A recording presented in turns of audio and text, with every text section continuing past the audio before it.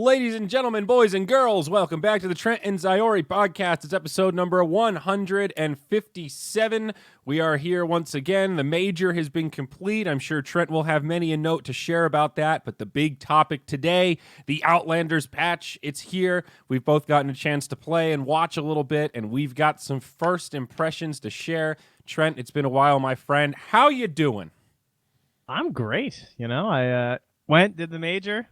Times were good. Major was probably the strangest of all the majors I've ever worked, which is understandable considering how people were like missing and stuff in terms of teams. So lots of interesting storylines there. And you were gallivanting globally. Yes. Yeah, I was going to say, you're going to have to carry us through the major talk. I watched a very little bit of it, partially due to time zone headaches and also because I was in New Zealand. I was at ExileCon and then doing a little brocation with our buddy Bill from Beat Esports, previously known as Canada Cup. It was a pretty great time. Dude, New Zealand is fucking sick. I don't know any other way to describe it. It's one of the coolest places I've ever been. I didn't realize how isolated New Zealand is. You think it's in that sphere. It's this hemisphere over there. It's a 11-hour direct flight to Kuala Lumpur from Auckland. 11 hours. That's how long it takes me to get there from America. It's five hours to the closest flight in Australia from New Zealand. 5 hours. Okay, I did not know it was that far. I'm not going to lie. And dude. I'm supposed to be worldly. Well, it's like you can visualize where it is, but you don't realize that it's kind of closer to Hawaii than a lot of the other shit you're visualizing in your head. The food...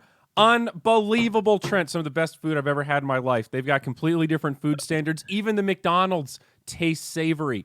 It's unbelievable, my friend. We went to a winery. We walked around the city. Everything kind of moves at its own pace. We did a Dota meetup. Dude, I got to meet Dota Kiwis. There were like 25 of them. I wonder if the food's so good because, if I buy a hamburger at a McDonald's here in Nova Scotia, that burger could easily be from Alberta. And I had to travel the whole country, But New Zealand, where the fuck's the furthest hamburger coming from? I don't think they're gonna, ship them in or fly them in on the daily. Yeah, I think that's part of it, and I think they've got higher standards in terms of percentage of filler. In North America, we're a little weird with that. It's 100% beef. Well, it's sort of. It's like a percentage of beef. Yes.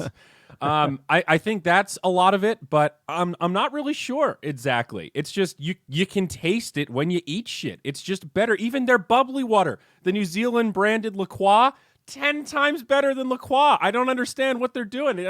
How could it be so different? I don't know the answer to this, but it tastes delicious. It was a great trip. And the purchase parity, Trent. They use New Zealand dollars. Things are priced kind of similarly as they are in America, but you get 1.5 for every dollar. So you did all right. Yeah, dude. I barely spent any money. It was like the cheapest vacation I've ever been on. We had a high-rise Airbnb in the middle of downtown Auckland, CBD, similar to what we had in Vancouver. It was like $90 a night or something. Total. I shared it with somebody. That's Value Town Deluxe.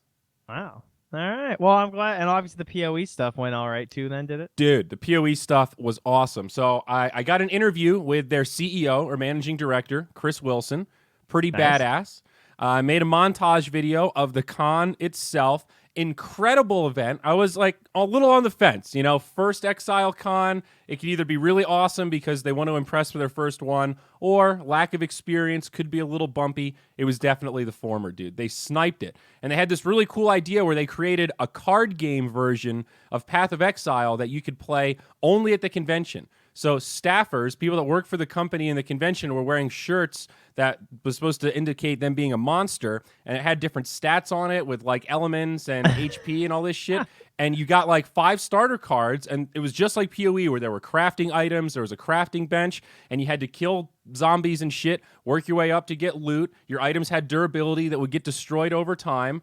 And over the 2 days, if you worked your way up to the top, at the after party, the CEO, Chris Wilson, was the shaper that you could kill, who was the final boss. And 75 people played this game to kill him. I think they spent the entire convention just playing the PoE card game. It was fucking cool. I've never seen anything like it. And think about icebreakers to go up to devs. Dude, you just walk right up to them. You're like, I got a couple of them right here.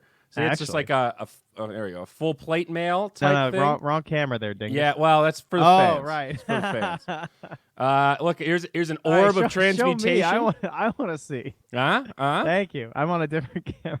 I'm so confused what you were doing.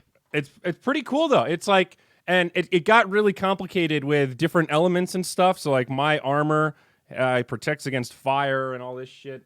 I have the weapon of burning. I didn't play that much because it was hard to do the card game and also enjoy the convention. And then for sure. Also shoot content.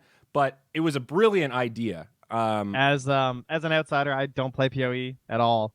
I did hear though that they announced PoE 2. Basically, right? Yes. Is that what happened? Was that like hype as fuck? Because I feel like that was probably the best moment. It was, because they did a bit of a debate and they made it seem like it was going to be Path of Exile 4.0 and it ended up just being PoE 2.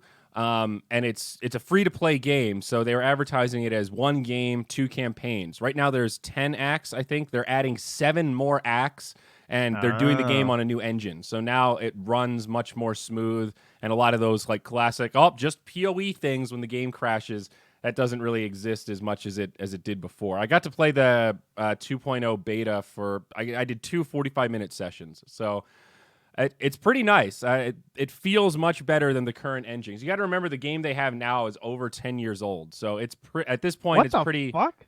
Yeah, dude. PoE's 10 years old? PoE's pretty old. I mean, they worked on it for a few years before it was released, right? But yeah, but still. Still, I mean, some of those models were made like over 10 years ago. So it's held up pretty well when you recognize how fucking old that shit is. Wow, that's actually nuts. Yeah. So awesome event though, dude. I'm so glad that I went. It was the perfect excuse for a nice little vacation. And I got to hang out with Bill. It was pretty fun. Got to travel with a fellow Canadian there, bud. Yeah, there you go. That was nice. Oh, excellent. I'm glad it went well. Yeah. My time was similar, vacay.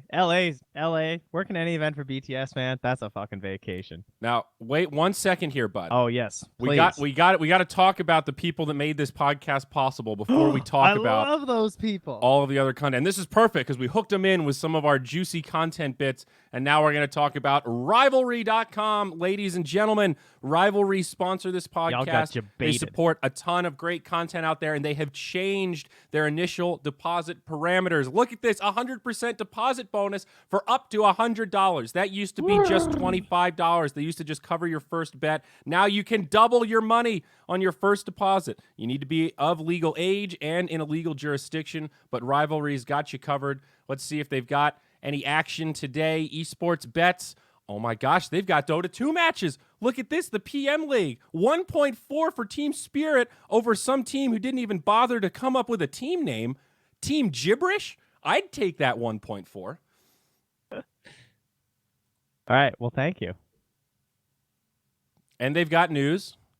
They've got great news to keep you up to date with all things esports related. Content from the Haas. All your favorite talent. Yeah, I did. The Haas and Lewis and Vanessa. I know how much all of our fans love Richard Lewis. I think Lacoste was doing some stuff for them too. I got a message like, do you want to come do some patch stuff? I'm like, I can't. I gotta go. I'm sorry, I'm busy.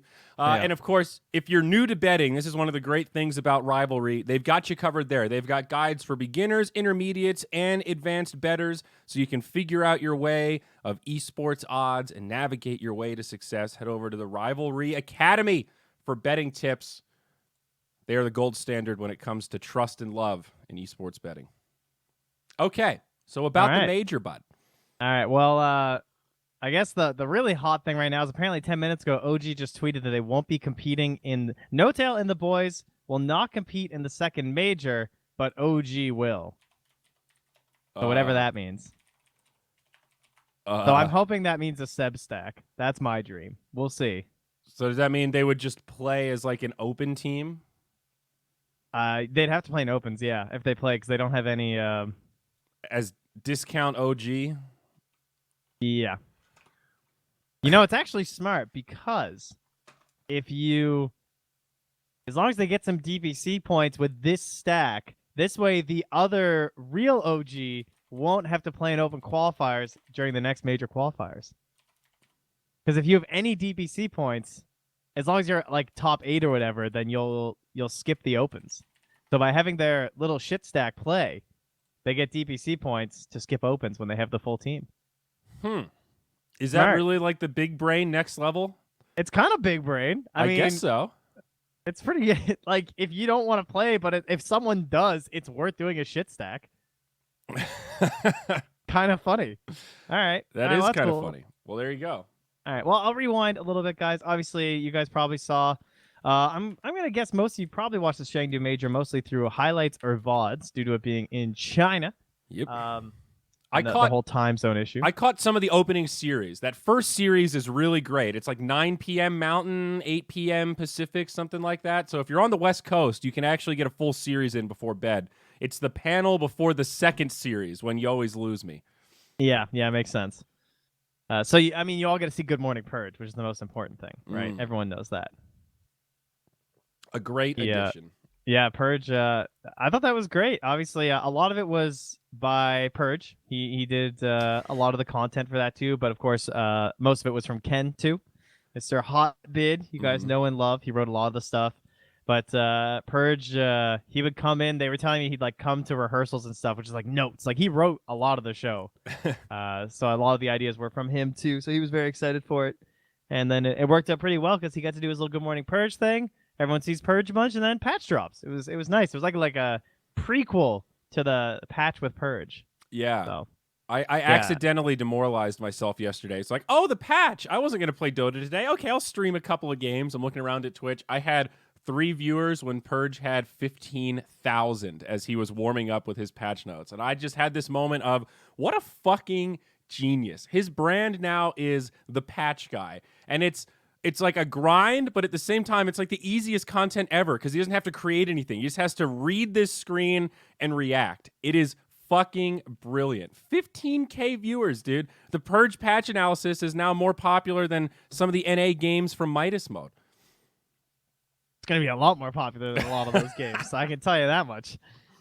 So the major itself was very interesting because we were missing a lot of the top dogs. So this was, if you're a middle of the pack team, this was the major to be at.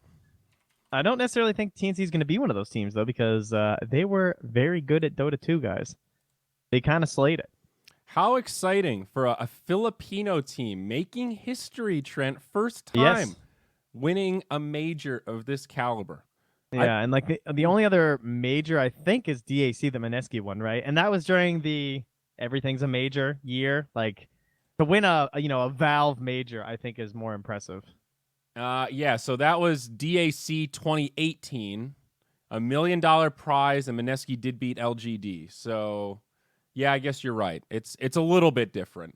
Yeah, and that also was not a Filipino squad. That was Mushi Moon, Ice Ice Ice, Jabs, and Ninja Boogie. I think Ninja Boogie is the only one from the Philippines. Yeah. No, I just meant in terms of like a C team. Oh, okay. Well, I was like C doesn't really win anything. I was talking about the Philippines doesn't really win anything, dude. Are you fucking kidding me? They win WESG. What are you talking about? They know how to make money. They know how to make. Yeah, that's true. That's true. But I mean, can you imagine what the viewing parties were like in the Philippines? I mean, I bet they were going fucking apeshit back there. Oh, I bet they were. A full I guarantee Filipino they were. squad. That's badass. Yep. Yeah, very, very big congrats. I mean, that's an org that's been working for a long time. Those players kind of slaying it. And it was a fantastic major to work because BTS office, easy life, chilling in the green room, everyone hanging out. We had like Twitch chat on. We're all just enjoying the boomer memes. The boomer meme memes. My God, the chat was lit for this event, I have to say. So a lot of Smash was played. Lots of Dota was played. It was great. I mean, you can't beat it, man. BTS hospitality, easy food. My favorite MVP comment of the entire event was, "Does it make me a boomer if I like being called daddy?" That was the funniest Twitch comment I saw. That actually killed me. I think the answer is yes, but I'm not sure. So shout out to you, Twitcher. Whoever put that in. That was 10 out of 10. That reminds me, so at the Dota meetup in New Zealand, I'm sure he's going to listen at some point too. I met one of our hardcore fans. He claims he has listened to every single Trent and Zyori podcast, and before that, listen to every single Zyori podcast, and I don't know if I've met anyone who has even attempted to admit to a feat of that magnitude. And he, after a couple beers, he just looks at me and goes, "Mate, I hope you don't take this the wrong way, but you don't really take criticism well, do you?" I was just like, I don't know how to respond to this. Read the book. I think I do. And he's like, "No, I read the book, mate. You were kind of a dick." I was just like, fucking hell, dude. I appreciate you being honest, but is now the time to have this conversation? Fuck, I was all self-conscious for the rest of the fucking meetup, dude. Hey, he had to take his moment. Yeah, I it's understand. true. It's you true. know? You're not going to be back there, I don't think. So, how was the talent side of things? How was the casting, dude? You and your new combo really slaying it out there, huh? Yeah. Unfortunately, a lot of the talent stuff was set before any decisions were made, so Cap and I didn't get to cast together. But obviously, it was still fun casting with Lyrical. So we did the grands. It's a good time. I get to do 2 best of ones with Cap, and they were both shit stomps, so that was perfect. That's good. Unfortunately, this was probably the most one-sided tournament I can remember, which is kind of surprising, considering you'd think that with more like of the top teams gone, maybe the field would be more even. But it feels like with the top teams gone, we just brought in this level of player that shouldn't have been there, maybe, or maybe it's just a bunch of unfortunate 2-0s. But all right, I'm gonna look through here. We had. Yeah. In the brackets, there was... Holy shit. You're this right. is all 2-0s. So the upper bracket round 2, LGD and Liquid went 3 games. Mineski Vici went 3 games. And then a couple of the lower bracket matches went TNC versus VP, and then the lower bracket finals of LGD. I'm sorry, I'm looking at DAC. Yeah, I was going to say, you are definitely not in the right tournament. Yeah, but I didn't go back. My bad. That's my bad. It's Ignore okay. everything I just said. Redact it. There's still a shitload of 2-0s, though. That's funny. The old DAC was mostly 2-0s also. Yeah. Even more so than this. Yeah, so that was a little unfortunate. I mean, kind of nice when you're trying to get to bed during long nights, but... this isn't that bad. It's like 50-50. Maybe a little bit less, 60-40. It's certainly... well, it's not even just that, as like there being 2-0s. Even some of the games where it went to 3 games, every game in the series would just be a stomp. Oh, That's what was so weird about it. Like, in terms of actually competitive matches, yeah, it was pretty rough. I think it's probably a good thing this wasn't a major that everyone watched, or I can envision some like big flame threads or something. No, just like, wow, this major sucked. It looks like the average match length was pretty low. I'm just clicking around. I see very few matches that went over 60 minutes, like 3 in the final event. Or in the main event. That's that's pretty wild. But I mean, TNC, very impressive showing. No doubt taking on VG after getting 2-0'd. Then they have to like just go into the grand finals and like whoop them again. So Yep. well done Now, to TNC. Trent, I have to confess, one of the series I did watch that I enjoyed more than I should have: Liquid versus Alliance. It feels like such a rivalry matchup because it is. It's old Alliance as new Liquid, and then this Alliance team has Hanskin and then a lot of other players that are very exciting to watch, especially Nico Baby on the one. That was a fun series. And those games sucked. Yeah. If I recall. They were completely one-sided and boring.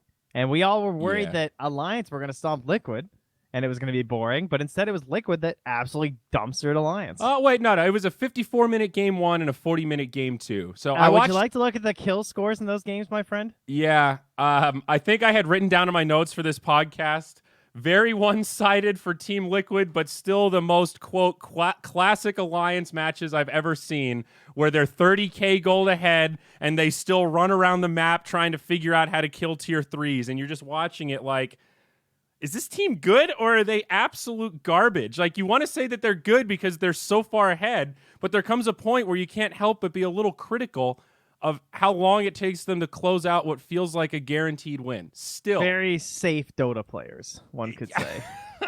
Yeah, safe. Does that sound about right? Yeah. Yeah. But is there any other teams? I mean, this was like a meme when we were casting Dota Pit in like the last circuit, you know? And it's still here. What is it with this team? Are they going to break away from this style? Is it just... Is it Insania making the calls and he just has this, guys, we got to play it safe mentality? I want to understand where it comes from and why it's not going away. I don't know. I mean, now we have a man on the inside. We can ask him. Who's the Like man the harassed on the Blitz? Oh, Well, Blitz is their new coach, so is you know. he our man on the inside? I haven't talked to Blitz He's in my over a man year. on the inside. You know, All right, well, we don't. get on your journalist hat and get out there and give us the skinny so that we can get to the bottom of this one, bud. We're counting on you. I'll crack the code. I got it for you. Okay, good. Other standouts at this event. Not a bad event for NA Dota, if I'm not mistaken, right? EG. Oh yeah, dude. There were a couple of broadcasts where we all knew that they were gonna burn, especially like JStorm. Like we all knew that it wasn't gonna last, but we were just talking up NA. It was great. We were having a hell of a time. Just Yeah. like NA Dota, 4 teams or whatever, you know. We counted Beast Coast. It was great. Beast They Coast. play in NA pubs. It's fine. Yeah, that's We were good. reaching a little. At least I was. So Beast Coast is one that I've had my eye on them. We talked about them in previous podcasts. They did finish top 8, 7th and 8th, the same spot Alliance finished. Pretty good. I mean, I think at this point it's not even a debate anymore. Beast Coast is a legitimate team. I mean, they probably should have beaten IG, and then IG went on to 2-0 JStorm and then 2-1 EG. But Beast Coast had that crazy game that they lost versus IG that probably should have been a win, right? I don't think I saw that one. It was pretty rough. I believe that was the gods. What the fuck is happening, right? Well, it looks like some pretty classic Beast Coast stuff. They went CK in game 1, Wraith King in game 2, and then Templar Assassin Drow in game 3. All right, nothing's changed. The one non-strength hero Hector plays. Yeah. Yeah. Nothing's changed. Wow. Oh. Still pretty cool, though, to see a South American team hang on to some of this momentum and kind of prove that it wasn't just a fluke, right? Yeah, I would love to see them continue to do well. And I mean, a couple more of these, and that'll be enough DPC points, right? We saw that last year. What happened to Team Unknown, the other South American squad here? Womp, womp, womp, womp. They were bottom 4 alongside Gambit, Spirit, and Team Adroit. Who is on Adroit? Adroit, that's like Boombox and the boys. Okay. Boombox, Bocarino. Yeah. And, they're up-and-comers for sure. They're a pretty good team, but still lacking consistency. Mostly, they could do well in their region, but I think if they ever get more of these international appearances, it's going to be tough, and obviously it's going to be difficult to continue to get those. Do you think this EG is the squad to do it? I mean, this was their tournament. They should have done it here. That's sort of what I'm getting at. Is this going to be a repeat? Are they going to be a forever second-place team? No, they'll, they have time to grow. They still have to gel. So should they have just straight up won an event? Probably not. But I think they should have beaten IG. I think top 3. I mean, I know EG third place lull, but they probably should have gotten at least top 3 here. Yeah. I would say they're probably disappointed. Obviously, they don't have the same amount of experience as people like TNC do in this patch, but I expected a little bit better from them. I mean, that's 800 DPC points. That would have been kind of nice to get 3rd instead of 4th. Yeah, it starts to make pretty big jumps as you get closer to the top there. It definitely hurts. All right, let's get into it. Let's fucking go. Okay. Can we do it? Can we do the patch? Can we talk about Outlanders? Here it is, ladies and gentlemen, the patch that you've all been waiting for. Some of you patiently, some of you not so patiently. Here it is, the introduction of 2 new heroes, 7.23. The gameplay. Let's start with them. Yes. I'd love to. Have you? So I have not played Void Spirit. Have you played Void Spirit? No. So I've played 6 games on the patch. I think I've had Void Spirit and Grandma in every single game that I've played, though I have not played either of them. But I've seen them in a variety of roles now. I've played with both of them on my team, both of them on the enemy team, and I've got some initial impressions. But I have not taken the reins. Well, let's start with the Void Spirit. He seems broken. First off. So what role? Would you agree with that? I think he's not my favorite one. That's where I don't know where he goes. because he seems like a hero. He reminds me of a 10th pick Ember Spirit. If you've got no lockdown, this dude's just running circles around the map and he's super frustrating. But if you've got hard stuns, if you've got somebody who can build Hex, if you find that jungle item that turns your auto attacks into random chances to Hex. Dude, my Slark got that in our game we were losing, and we almost turned it around because that's stupid. That item is busted as fuck. You can get it so early. It's really, really good against Void Spirit. So I think this guy's all about the lockdown. That's my initial gut read. But yeah, dude, he is super mobile. He is one slippery little bandit. He is very obnoxious. I think he's probably going to be an offlane hero. Yes. I would guess. Maybe a mid occasionally, but his offlane seems very strong. And he is so hard to kill. He's like a more annoying Puck. Like, he doesn't have to buy a survivability item. And if he does buy a Yules, he is so difficult to bring down. Yeah. His little taunt, I think, is stupidly good. I guess it's more of a skill shot than I had originally realized. I thought it was really broken until I played against a bad guy that couldn't use it at all, and I just kept walking away from it. So maybe it's not as broken as I thought. He really reminds me of a shadowy Ember Spirit. Same kind of vibes when Ember was first introduced, and I just felt like he was running around doing crazy damage. Have you played... What builds have you seen mostly? Has it been like kind of right-clicker style? I've seen both. I think the like more Yules style is going to be better, I would say. Yeah. Most of the people I've seen pick him just take him into the safe lane. And sometimes it goes well, sometimes it goes poorly. I did have a game that went 60 minutes. We had a position 1 Void Spirit who recovered, and he went like Abyssal, Sanjin Yasha, crit maybe, I don't know, just right-clicker type stuff. And he was kind of a beast at the end of the game. I'm not going to lie. I didn't think he'd be able to scale as a carry, but he smashed some people, dude. His damage output is fucking nuts.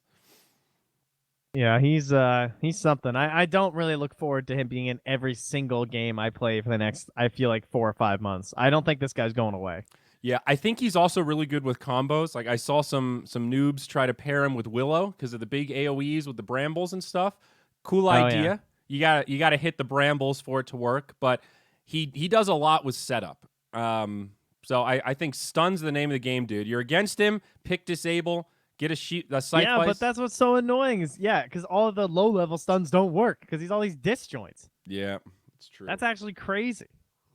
Oh, he's so annoying. At least his disjoint doesn't cleanse. For some reason, I thought it did. I've been playing some Dazzle, right? It does not get rid of the poison. Oh, yeah. So, like, Dazzle actually feels kind of okay-ish against him because he can't, unless he disjoints the poison. If he does that, then, you know, you can't do anything. But yeah, definitely strong. Now, you haven't played Snapfire either? Now, I have not played her. I've played with her. For me, it feels like she is definitely a potential 3 or a very good 4. Her damage is not to be underestimated. I thought it was kind of a joke. Surprising. But there were a couple like position 3 Snapfires I played against that were legit carrying that game. Mortar Kisses does some damage, dog. Dude, it's so much fun. I only got to play 1 game with her so far, and I was loving it. I find her worst ability is probably the cookie. Really? Yeah, the cookie's garbage. I mean, I don't know. I feel like the cookie, they could double the cast range, they could double the projectile speed, or they could, like, I don't even know, double the damage or something, and that hero and that spell would just be like, oh, this is a really good ability. Like, it's okay to have a bad ability, but it's pretty bad. I like it as a defensive tool. I've had a couple moments where I'm like kiting somebody around a tower and she TPs in, gives me a cookie, and I jump away and we turn and kill that dumb bitch diving. Oh, that feels good, dude. But like, if you have to jump away, then you don't get the stun. I mean, I know what you mean. It's like, okay, but I like the versatility. I see kind of what you're saying where it feels like she's got 3 really good spells and then this one that's just like, oh, now she's making cookies. Okay. I thought it was going to be like the good spell. Yeah. And then it was like the bad spell. I hope they just buff it and increase the projectile speed by like 30%. And then it would be a lot better. Yeah. But not even broken. So what role do you like? Do you like the 3 or? I think 3 or 4. Okay. So I read that one right. Yeah. Her lane presence seems pretty good. It's so strange. I had one game where she went off lane with some other squishy kind of like Witch Doctor or some classic position 5 support like that, and didn't really do anything, where it just seemed like their lane flopped over. And I played another game where it felt like the exact same scenario. She just took over, and at 25 minutes, like she was literally just 2-shotting our supports with Mortimer Kiss. Yeah, it's very fun. That ultimate is the range. It's actually the ability that I have suggested so many times for techies. I want one of his mines to be removed, and I want an ability like this that made him more like actively involved in fights and stuff. Yeah. Instead of these stupid traps. That's basically what she got. She got artillery, right? Yeah. It is so much fun. Oh, I love it. She's got a nuke too for farming neutrals. Gotta have one of those guys.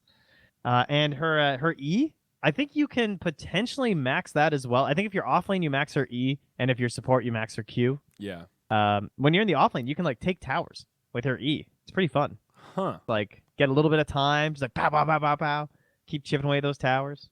I love the model though. This is one of the first new heroes where I felt like, damn, I love the way she looks. I love and the art lizard style. I love the music they gave her. Like, oh, yeah. it's so he good. walks so derpy. She's got a badass hairdo. I love having more of those little what are the keens? More little keens in the game. Yep. She's got some great lore. He jumps too. How adorable. Big fan of this here. I need to play some Snapfire. I keep calling her Grams. I keep forgetting what its name is. It's called Grams. I call her Granny Lizard. all the Granny time, Lizard? accidentally. Yeah. Granny panties. Okay, so new heroes, very exciting. We're not going to go line by line on the patch notes. No, let's bullet point this thing. Yeah, so we'll talk about some of the big stuff, and then what we always try to do with this is just what are we most excited for? What are our prediction kind of changes? But we do need to take a moment to talk about the Courier, because this is one of the most fundamental changes we've seen in Dota, maybe since 7.0.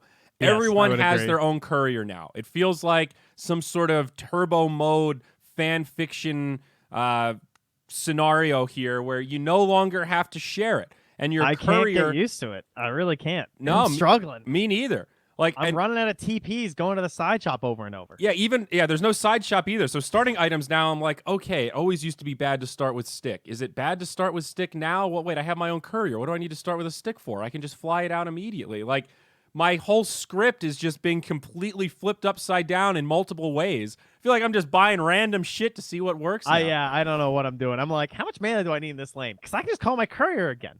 I don't want to overbuy regen because I can just call my Courier again. Yeah, exactly. So now I'm like, should I be trying to pressure them so they have to buy regen first? Or should I not bother pressuring them because then they can just bring a regen? Right. So my strat has been, I buy a ward, I put it behind the tower, and then I buy items to burn their HP so they're forced to bring out more regen, and then I kill their Courier. Killing Couriers is so stupidly easy with a ward behind the tower because they're so dumb and slow. Yes. It's so funny. Yes. Bounty Hunter is a lot of fun to play right now. If you just want to go God. fuck around and grief some people, dude, you got Okay. 5 Couriers. Here's what happened in my game, though. There was a bounty hunter. I shit you not. He didn't get a single Courier kill the entire game. And he was level 3 when I was level 8 as a support Snapfire because he was just running around trying to kill Couriers. But we all knew what he was doing, so no one ever sent their Courier to a shitty spot. He just didn't do anything the whole game. Well, there you So go. don't be that guy. Don't be that guy. And so now the Courier, though, it's your little buddy. Your Courier is like a philosopher's stone. There's no longer just passive GPM. It comes with your Courier now. So if your Courier's dead, you don't get passive GPM. That's a sick punishment. And now you get Pretty more good. GPM based on how you level up, because your Courier is the same level as you, and it gets 10 movement speed, 10 health, and 2 GPM for every level. And then when it's level 5, that's when it gets its flying ability, so you don't have to walk it on the ground anymore. Oh, yeah. I will say Nature's Prophet is actually very good at killing Couriers. Mr. V in one of my games was playing Prophet, and he killed like 3 Couriers on 1 TP before. It was so funny. So I think I want to give credit where credit's. I think Sunsfan called this. Oh, that everyone's going to get a Courier? I think yeah, so. probably. I remember like on a What the Duck 2 or 3 years ago, maybe it was when they lowered the cost of the Courier, they gave it for free or something. It's like, dude, this is just a step down the road of everybody having their own Courier that's totally free. Just you wait, mark my words, young people. So whether he made it up or not, I'm going to go ahead and give the old man credit for that one. Good call, Sunsfan. I mean, did you see what Slacks tweeted in terms of calling shit? I the whole actually Ake didn't thing? click the link, but I saw that tweet where he was telling Ake to eat shit or whatever. Well, because there was a panel at TI7 where fucking Ake and Podcat were talking about shitty Slacks Aghanims build, and he goes, oh, and Podcat's like, yeah, he told me one where, like, Lycan can bite his allies, and then they become other Lycan wolves. And, like, that actually happened. They did it. They literally put a Slacksism in the game. That's fucking nuts. That is just Yeah. pure slacks. Well, it's a scary times that whether or not it was a coincidence or they actually did take Slacks' idea, that is the point that Dota 2 has gotten to. We are so bereft of creative ideas that we've turned to Sir Action Slacks. Oh, God. I fear for our future. So one of the other big changes that we'd be remiss if we didn't talk about, Observer Wards no longer cost gold. Also cannot wrap my brain around this one. I'm a position 5 player. That is my preferred role. I thoroughly enjoy 5. I love the concept of being poor as fuck and trying to have very good impact in team fights and trying to help my teammates get items so that they can like go off. Yep. Like I like that idea. I don't know what to do. I have too much gold when I play Dota now. I'm looking at my heroes and I'm just like, I can buy every aura. Yep. Like I mean it's fun. It's cool having more gold, but it is very strange. It's different. It's totally a different factor. And now heroes can level up to level 30. Yeah, that's something. Also that's bananas. Shit. Insane XP requirements. It really, I was playing Bane earlier, and like I can't afford to not take the 40% XP. I can't remember what the talent is, but I know I wanted it. Oh, it's like 8% spell amp or something. And I had like a bunch of spell amp from jungle items, so I really wanted to go up to like 40% or something. But I can't do it because I need 40% XP because I want to get to 30. Yeah. I agree wholeheartedly. It's XP talents feel really good. I've been playing Dazzle and Coddle. Those are my two big loves right now, my friend. Well, you're lucky that they didn't murder Coddle like he should have been. I was stunned. I played 2 games of Dazzle yesterday and went, I'm in the mood to play Coddle. I bet they nerfed Coddle, and looked at the notes and went, Coddle's pretty much the same. Yeah, I can deal with this. It's like 100 cast range, I think, is pretty much all he lost. I already had cast range issues. He's got a 250 cast range talent. We're good. We're good. I think I'm going to win the lane. I'm not worried about it. It's like literally if you buy Aether Lens, it makes up for the nerf because he lost, I think it's 100 cast range level 1 on Blinding Light and then the 100 cast range off the level 15 talent. So now just buy an Aether. You're good. There you go. So yeah, and then side shops removed was another big one that I'm still, having trouble wrapping my brain around. We want to go over and pick up something like my stick.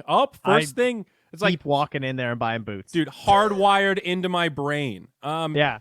So speaking of that, now they've been replaced with these outposts. The outposts are kind of weird. At 10 minutes, they're way off where the side shops used to be. At 10 minutes, you can channel it for 6 seconds. Your team gets a little bit of an XP bonus, and then you get vision of that area over the trees that used to be a really popular juke spot. And most importantly, you can TP to it. Yes. Can't decide if I like this or hate this. I don't really get it. I'm closer to not getting it than I am to hating it. I'm okay with it. It's like it kind of reduces the power of Boots of Travel. Boots of Travel are still very good, but now you don't have to buy Boots of Travel. Like it means a support player can do a better job of helping to keep lanes shoved by themselves. And like if you think about where you used to play is this like Suicidal Coddle or Jakiro to try and push the waves where you hid in the trees. Now allies can TP to a spot that's like within a couple thousand range of you, like relatively close enough that they might be able to turn a gank if they come and try and attack you. So it's an interesting concept.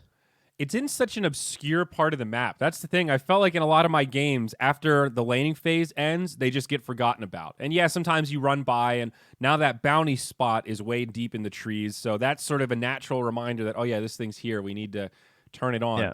I don't remember how the experience works. What is it every 10 minutes? If you steal it, then you get an experience buff? Because it's controlling both does nothing. That's the big thing that people need to like get into their brain. Right. Controlling both is just a way to deny experience from your enemy. All you have to do is control one of them to get the XP bonus. So obviously, ideally, you want to control both, because if you both control one, then you're both just getting buffed up in terms of XP. And it's 25 times the minute for XP. So, okay, so you get XP if you control it through the whole game. Every 5 minutes, your whole team gets a little bump of XP. Yeah. And you get an XP boost when you capture it initially, but not every time. So like if I'm holding it, then you capture it, you'll get XP. If I capture it back, I don't get an XP bonus because I already got the bonus for capturing it the first time. I think is the bonus only that I actually don't know about the bonus. So I don't know when is it on the 5-minute interval. So you want to steal it every 5 minutes. Yeah, you want it on the. You get the XP bonus every 5 minutes, but the initial bonus for like capturing it is only at the 10-minute mark when it becomes available, I believe. Oh, okay, that makes sense because I kept capturing it and I wasn't getting any XP and I was confused as to what I was doing wrong. So it's so that initial one is nice and valuable. Yeah, and then after you just got to make sure you're the one controlling it. So like people are basically smoking at it like you used to smoke at runes, right? Yes. So you want to be there, ready to gank them, like right then. Okay. So yeah, I don't hate it. I do like the idea of stuff like a concept of the bounty rune, but for XP, an ability to just like, hey, we've got some stragglers, and somebody can make a play that just gives the whole team a little global boost. I think little things like that are pretty nice. But yeah, we'll see what the jury is. I have a feeling that it's going to lead to some pretty sick backstabs like plays. Like, oh fuck, we forgot about the outpost. No. Yeah. So I'm looking forward to that for sure. So next on the list is that dude neutral items. This is I have never did such a fucking double take. I checked the bar at the top of the screen to see I was on the right website. I thought I was baited. I literally was like, all right, did I click a joke link? I thought for sure I clicked a fucking joke link. Yeah. So yeah. This is what in my head I can only call the Underlord's change. Basically, now when you kill any neutral, you have a 10% chance of getting an item. And the quality of that item varies based on how long the game has gone on. So it's broken into 5 different tiers. Tier 5 starts at 70 minutes plus. And then it's broken into almost 10-minute intervals before that. So the items, it's a lot. There's like 62 new items or something. Yeah, 62 new items. You get an extra backpack slot to help for it. And what's cool about these items is that you can share them with your teammates. So you can get a poor man shield and go, oh, I'm just a little support. Here you go, carry. You like this, right? But you can't sell them. So you can't do anything with them as the game goes on and your inventory gets full. But some of them are stupidly powerful. And what I don't like about it, Trent, is how random it is.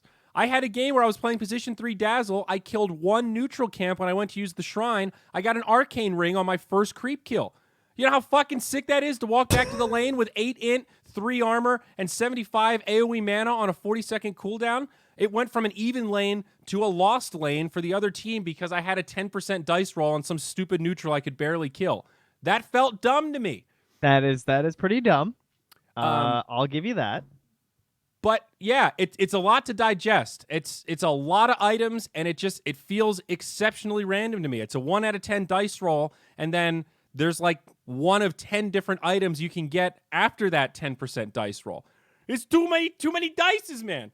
It's interesting to think about the metagame of it too. Of like, you know, as a support player, for example, as a position 4, like if you're a Mirana, you want to arrow a creep like the second after 5 minutes because you want to get that first item before your mid does. Yeah. Because like the chances are it's probably good. I feel like a lot of the 5 items are really good for roaming heroes, like these tier 1 items, like 75 cast range, mana regen, the royal jelly, the ocean heart. I mean, that's an insane roaming item. Yep. Even an iron talon. Like I think any position 4 that can just like straight up kill camps. I think at 5 minutes you just kill camps so you get an item. Yeah. It's a 10% chance. You kill like 3 camps, you're probably going to get one. I mean, my first thought, I had a game with a Storm Spirit. He got dumpstered in lane. I'm like, dude, jungling on Storm's even better now.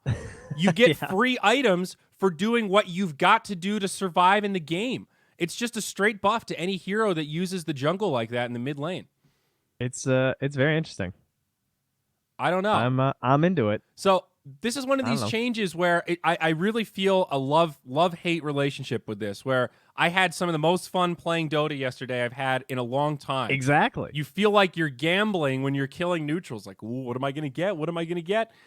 But I have trouble defending this from a competitive standpoint. Like, wasn't there a whole phase of Dota where we were trying to remove RNG mechanics from the game. Like this whole argument that, yeah, Ogre is the king of RNG, but that's the hallmark of Ogre. It's okay if it's isolated in one hero, but we don't want random mechanics. We want more pseudo-random distribution, so I'm not just getting axe spun 3 times in a row with dumb burst damage. Isn't this a regression down that spectrum into an age of more RNG than Dota has ever had ever? Like, look at some of the tier 2 items, dude. Vampire Fangs.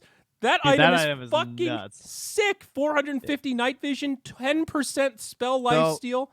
You know what happens in my games? All my cores get it because they're farming jungle. So they use it until they're out of slots, and then they hand it to a support. It's like the sickest item to just hand over. Yeah. Like, because they're like, okay, I'm done with this thing. Would you like 10% spell lifesteal and 450 night vision? You know, I would love that. Yeah. Thank you, sir. I mean, the Grove Bow, 100 attack range. That's also pretty fucking good. The Pupil's Gift. I keep seeing that one in every game. Whew, that thing is nuts. Yep. So Ogre. I had an Ogre who got it. And of course, Strength is one of his secondary stats because he's an int hero. Yep. So he gets 14 fucking strength. He was so tanky. Yeah. And he had like no items. I'm like, why isn't this Ogre dying? And then I look at his inventory. It's like, oh, that's why. I was surprised to see that they added the Philosopher's Stone. This is an item that has existed in League of Legends since the dawn of time. This idea of, I'm a position 5, I can't fucking do anything, I'm just going to buy this item that gives me passive gold so I can run around the map better. Obviously, it's still RNG so hard. I don't think I've actually noticed a Philosopher's Stone in any of my games. When I was scrolling through these, that was one that jumped out at me as like, depending on your hero, like, I'll take minus 35 attack damage. If I'm playing Coddle, I ain't attacking shit after 10 minutes. I will say my most hated one is probably the Tome of Aghanim. I'm not really down with that. Yes, one. Is that a tier 3? No, that's a tier 2 item. That's why I'm really not that down with it. Yeah. I lost a game because of that item. It was even. A Slark got it, and we didn't even realize he had it, and they just dumpstered our entire team. That one is weird. It's a little bit too it's game breaking on certain heroes to have an Aghanims that early on. I thought it was 30 seconds at first. When I realized it was 3 minutes, I nearly shat myself. Yeah. 3 minutes. Yeah, I don't know. I'm not big on that one. The other ones I don't really care. I don't know. Alas, here it is. It's there to stay. Yeah. I would rather if it was just like a reusable item that gave you a Aghanim's buff for like 30 seconds or something. I don't know. 3 minutes is actually that would be even more broken. So never mind. One of the ones. Let's just get rid of it. Yeah, I would be okay with that. Have you seen Spider Legs? That one is very weird. Yes. It replaces your boots and gives you a better turn rate. And it's a cooldown of 10 seconds. Oh yeah, you're right. Yeah, so like that's not much. If I'm Coddle and I've got Tranquil Boots and one of my cores gets this and they go, here, take this. Should I sell my Tranquil Boots and just use the Spider Legs? I would probably keep my Tranquils for the HP, but I mean, yeah, they would be next on the list. Yeah, me too. My team was flaming me for not using the Spider Legs, and I was kind of like, I want my regen, man. Well, did you have slots for both? I would have kept both in. I did, but I mean, it doesn't. I guess you get the activate, but yeah. I guess you get the turn rate. It's just the movement speed doesn't stack. So okay. Yeah, exactly. Yeah. I haven't got to see it yet in game, so I don't really know how good it is. I thought it was pretty cool. I haven't haven't seen the many net yet either. I haven't seen many of the tier 4s, and I have not seen any of the tier 5 items yet. So it's kind of interesting though, dude. Now I feel like casting these slugfests instead of sitting there at 70 minutes, like what's going to happen? We have like at 65 minutes, you start sweating. Everyone's just like, okay, we're angling to control the jungles. Let's get a game breaker. Are there any tier 5 items that, 70 minutes, you're pretty much 6 slotted. Are there any completely broken, busted, this is the game ender tier 5s? Force probably boots, the Phoenix Ash. 50% movement speed, dude. Oh, the Woodland Striders? Yeah, that one's pretty busted. No, Force boots. 50% movement speed, unlocks max movement speed, can be activated to self-dispel and push you 800 distance forward, cooldown of 6 seconds. Boots with a built-in Force Staff, dog. That sounds pretty fucking good. And Dispel. Yeah, that one's pretty good. 6 second cooldown. I think probably the very last item, the Phoenix Ash, could be considered kind of game winning. It's like imagine if you have an Aegis and you're farming, keeping them in their base because they don't want to fight because you have an Aegis, and then you drop this. Suddenly your team has 2 Aegises. Whoa. And yeah. Well, it's better than an Aegis though because it there's gives 30 no stats. reset time. You just get an instant full HP heal. Yeah. 30 all stats, lethal damage is prevented, and heals you to full HP. Damn. Yeah. Pretty busted. I haven't seen Mirror Shield yet. 75% chance to block and reflect targeted spells. Oh, I love percentage chance. Well, that's fucking stupid. Block and reflect. So now I literally can't hex a guy if he has. I just have to roll the dice. So I'm gonna hex some guy who has Mirror Shield. Yeah, that sounds pretty broken. What? Why does it block? It could at least just give the Lotus buff. No, this is a straight up. Ugh. And it doesn't have a cooldown? No. What the hell? This is a slacks item right here, dude. What the fuck? I didn't have that one in any of my games, thank God. Yeah. No, I haven't had any go past 70 minutes. This Apex one, I feel like there's like a perfect storm where there's some hero with some crazy primary attribute. Increase your primary attribute by 80%. Like, can you imagine a 70-minute pudge with that thing? Or a Pugna. Imagine a Pugna with increased int of 80% with a Dagon. Their spell amp would be like 50%. Yeah. I mean, obviously these 50-minute or these 70-minute ones are like, yeah, they're crazy, but you're going to be slotted and you have to make an executive choice. They need to be crazy, and that's fine. Exactly. But I mean, some of them I'm still not down with, like the Mirror Shield. Like, I just hate something I can't play around. Okay, now I guess you could mute them, right? You could now. Can it reflect a nullifier? Now, Bud, hold on a second. Book of the Dead. Am I reading this right? Plus 35 strength and int activates to summon 6 level 3 Necronomicon units. So it's just a double Necro book. Okay. In my head, I read that as 6 times 3. And I was just like, that's stupid, but it just means individual units. So it's a 2x Necro book. Not as crazy as I thought. Well, if you notice, they last for 90 seconds and only has a cooldown of 75, though. So can you double up? Because I saw people tinkering with Refresher, and it was working. I assume that's been patched by now. Maybe. With normal Necronomicon, you can't do that. If you refresh, it just resummons them and kills the ones that were out. It should just be a bug. Yeah. But still, that's a nice little quality of life change.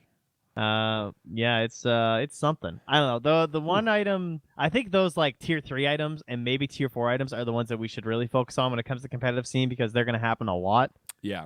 To me, I had a game, for example, with the Titan Sliver where I lost a team fight because this guy had picked up Titan Sliver from one team fight to the next, because I was playing Winter Wyvern and he was the guy who I had just bought my Meteor Hammer and we were winning, and the whole point was that I curse him and then Meteor Hammer, and he was right in the middle of 5 guys, but he suddenly had 22% status resistance. So then my combo didn't hit because the Winter's Curse ended too early, and they all got out.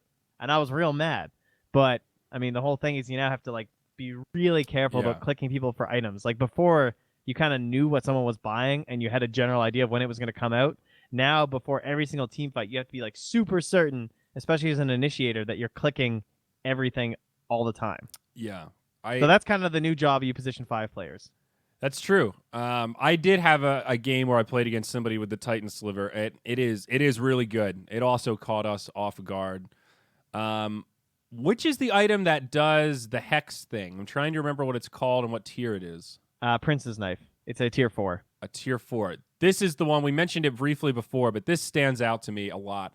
Now, does anyone know if it pierces Lincolns? Because I think it does. I don't know. Your next attack hexes the enemy hero into a frog for 1.5 seconds. Cooldown of 12 seconds. And it also increases your attack projectile speed. Yeah. Weird, but interesting.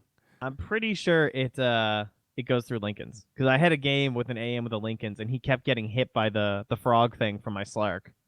And I was playing Bane, so I was like trying. Whenever I would see him hexed, I would think, oh, his Lincolns is down.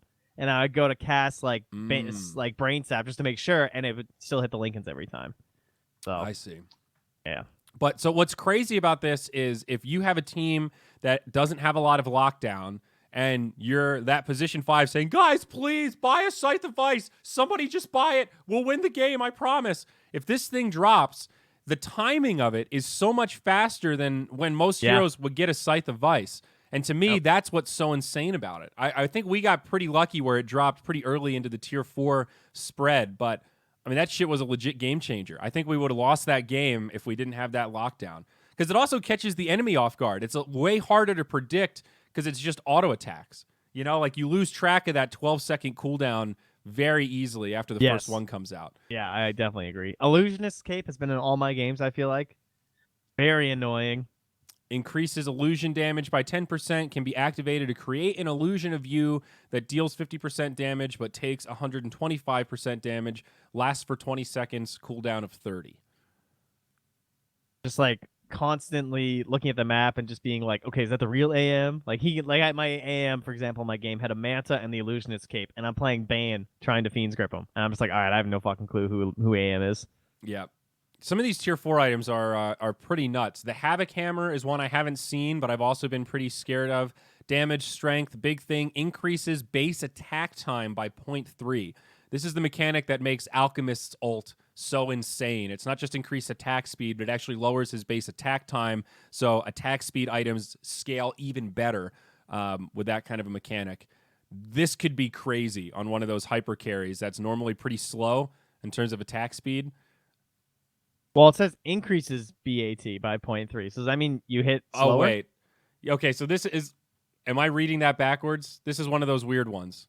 I think it actually makes you attack slower, I'm guessing, right? Okay, so yeah, okay. Oh, I had it backwards, right. It. So yeah, this does make you attack slower. All right, never mind. This is like a tiny buff. You get more damage, but you lower your attack speed. Very interesting. I was confusing it with cast point, because that's one of those ones where like increasing the cast point means the opposite of what you think it does. Like it's a buff, or some of them are inverted like that. Anyway, glad we sorted that out. All right, Havoc Hammer's a piece of shit. Never mind. Over it. Oh, wow, Minotaur Horn. I hadn't seen this yet. Yeah, the so BKB it's like a one. Mini BKB. That's kind of interesting. Yeah, so it's 20 strength, and you get magic immunity for 1.75 seconds with a cooldown of 40. Pretty cool.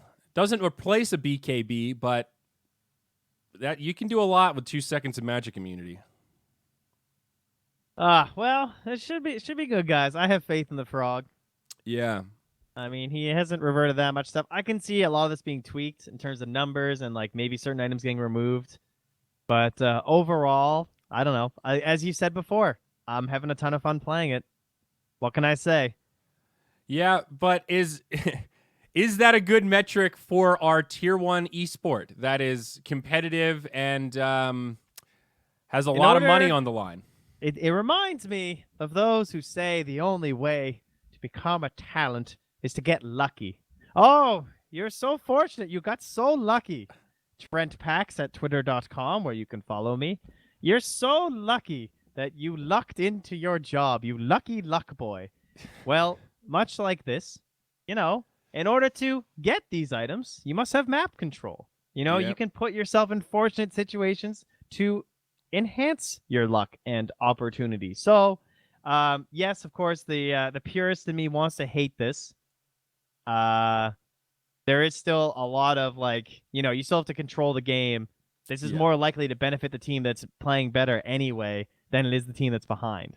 So that's kind of like true. runes, you know? Yeah, that's very true. And I'm also curious how things will get calibrated once we get some pro match data. If that 10% is going to feel pretty good. Did I see? Is there a note? Is it like pseudo random distribution? I don't think it's totally random. It's for the items, mean? Yes. It's a 10% chance, and then when the first one drops, then it gets cut in half. Okay. So then it's a 5% chance, and so then it cut in half in each tier. It's escalating odds. So yeah, it says specifically here, these are the odds for the first drop of each tier. It's the opposite. They just took the chess algorithm and reversed it. Exactly. Each subsequent drop between a tier is cut in half. So if the first drop is 10%, the next within the tier will be 5, then 2.5, etc. Then it said drop chances use pseudo-random distribution on a per tier and per team basis. Only rolls for a drop whenever there's a real hero near the dying neutral. Okay. A real hero. So you can't just farm out the jungle with illusions. Or Techie's Mines or whatever. Okay. That's good. That's a little nuanced thing that Does it have the range, out of curiosity? It does not. I didn't think it did, because I remember reading that in the past and just being like, why don't you just put the range? Could you just put the range? I would guess like 1,200, 1,500, something like that. And it says items of a specific type will only drop once for each team. Yeah. And drops only begin after the first 5 minutes. So, yeah, save your jungling for a couple of waves there, folks. Good stuff, guys. Good stuff. In terms of regular items, there was one little change that I actually really liked, Bud. Holy Locket. I bought a Holy Locket yesterday for the first time, I think, since Holy Locket came out. Now it upgrades your magic wand. Shout out to the Redditor who suggested that. Yeah. There was a whole thread, and it looks like it got the attention of Ice Frog, or they both have a very, similar brain. Yeah. And like on a hero like Dazzle, now this feels like a sick upgrade. I was playing a position 3 kind of core Dazzle, and I was doing damage and stuff, but I still I thought meant to message you. Yeah. His Aghanims. But they fixed the worst Aghanims in the game. Dude, did they ever? The Dazzle Aghanims now still somewhat situational, but you get 9 bounces with your heals, increases the bounce range by 200, and it dispels every target that it touches. That's so good. Like, literally, you're Brewmaster. Like, this is Brewmaster used to be picked in competitive games almost solely as a reason to dispel your whole team. People would use the ultimate in team fights for the Wind Panda to take off Fatal Bonds. That was like the last time Brewmaster was super popular. Like, that's pretty cool. Yeah. And what you have going for you is that PL is broken. So now you're going to see Dazzle PL in all your pub games, guys. Oh, good. Yep. It's going to be fun. No, Dazzle feels pretty good right now. I played him, I think, in 4 of my games yesterday, and he's just as good as ever. I feel like with all this new gold that I found, like 4 is great. Position 5 feels better than ever. I can actually buy items and not just be Brown Boots Force Staff the whole game. Oh, good. I don't know. It's good times. I thought most of the hero reworks were fine. I liked pretty much everything. I don't think I saw any. I liked removing denies from Pudge and Abba. I know it's hype and it's good for like pro games sometimes, but it's a little bit too broken. It's just it's too strong. Yep. For like winning your lane by just getting that deny on a Pudger and a Abaddon. Way too strong. And it was too easy. Like, I mean, it was too easy. The position 5 Abaddon thing, if I can do it, it's too easy, and it's just not a fun mechanic. It doesn't make the game more fun to play. Playing against it's miserable, and playing it, honestly, isn't really that fun either. Usually the sign of a bad mechanic. Curious about your thoughts on this Enchantress Scepter rework, because she was one of these heroes that had one of the notoriously most boring Aghanims. It just takes what you do, and you just do it a little bit better. You're just doing a little bit more. And now she's got Sproink. It's like a little disjoint where she jumps backwards 400 units. It disjoints stuff. It has a 3-second cooldown and 50 mana cost. So now she can throw an impetus and then I guess jump backwards so there's more distance between you and the other person. Yeah, I haven't got to see it in action. Seems very good in certain games. Like, it feels like you're gonna look at it in games and be like, oh, okay, there's Avenge stun or there's all these telegraph stuns. I'm just gonna dodge them. It's gonna be perfect. Yeah. What's the shorthand? Oh shit, for Void Spirit. I call him Void. Fuck. I think I just call him Void Spirit. I don't have a shorthand. I guess now do we just call Faceless? Nah, he's still Void. If someone says Void, I still think Faceless Void first. The new guy on the block has to use his last name. We can't have Void start going by his first initial because there's another Void. Can we just agree to call him Purple? They're both purple. I'm down. I'll just call him Purple. Well, Void's purple. Yeah, but this guy's the new Purple Spirit. He's purple. I don't know. I'm just going to call him Void Spirit. I don't have a problem with that. I don't think Snapshot Fire is terrible. I think she's medium. She's like Definitely not maybe terrible. high tier. She's not as good as Void Spirit, that's for fucking sure. Yeah, she's definitely. They're very different heroes, but no, I think she's good. She might get buffed a little bit, but She'll probably get a little buff. Yeah, she's definitely not broken. She's not introduced hero broken, yes. So I'm scrolling through Um, some of these other hero reworks. You mentioned the Lycan one. So, were there any other crazy hero works that jumped out? I'm sure was everyone's first game of this patch with a Kunkka who bought eggs, because I played against like 3 in a row when I first started playing, and it was so obnoxious. So his rework, it's now called Torrent Storm. Active that causes a visible torrent to spawn every 0.25 seconds for 5 seconds. Torrents spawn randomly in an 1100 area around you in alternating quadrants. It's so many torrents. Like, when I first heard that, I thought it was going to be like 4 torrents. It's like 12. I don't understand. This sounds really broken and also stupid. It is. You haven't got to play it No, yet? I have not played against any Kunkas. It's very fun. It's like, I'm trying to think, like, it's basically the AoE of Ravage. So instead of there being tentacles coming out in a spreading formation, imagine the same number of tentacles, sort of, but it's torrents that kind of go like, oh, one starting here, one starting here, one starting there, one starting there, and I think it's like 12 of them or something. Yeah. It was pretty funny. It's a 70-second cooldown. Oh, I guess it's 20 torrents actually, because it's 5x4. Yeah. And 70-second cooldown, and so that pretty much matches with Boat now, because Boat's now 60 at max. But still, So I mean, that you combos, basically buy eggs first, I think. That combos with a lot of stuff. You just blink in, drop your torrent. I'm hitting somebody. Don't worry, guys. And then they just follow up. I mean, it's so chaotic. I highly recommend it if you guys want to have some fun. And speaking of these boring ags, Necro, he was also another one of these. I just do what I do better. And he's got a new one. It's now called, it doesn't have a name. It just reduces the Ghost Shroud cooldown to 10 seconds. It causes Heartstopper Aura to deal twice as much damage while Ghost Shroud is active. I can't tell if that's garbage or if that's actually pretty good. 10-second Ghost Shroud is nice. I feel like I got to play it to feel it. I'm sure there's certain games where that's going to be insane. Like, imagine you're playing versus like a Monkey King or someone, and you can just like constantly go Ghost Shroud. That'd be crazy. Yeah.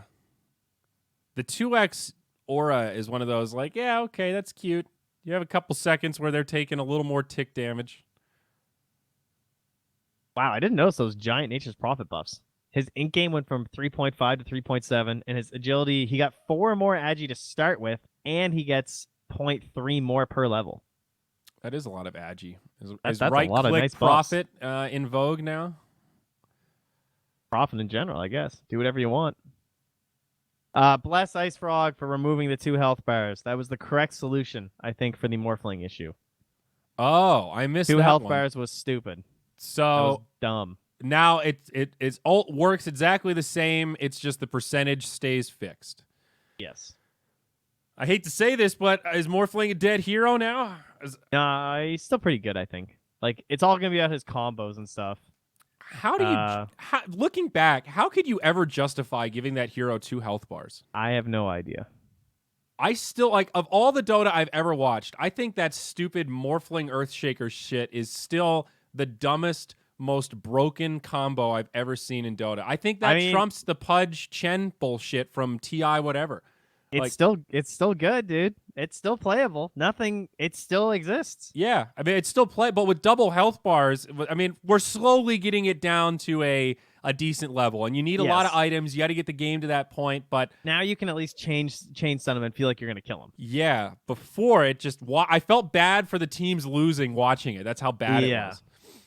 Have you seen it with Imp Claw though? It's like it's 1.5 X's your first attack or whatever. So now people just are doing Morph Shaker, and then you use the Enchant Totem, and then you have the Imp Claw. So it's a 300% times 1.5 Morphling attack. Cool. So it's like it's insane nuke out of a right click. Cool.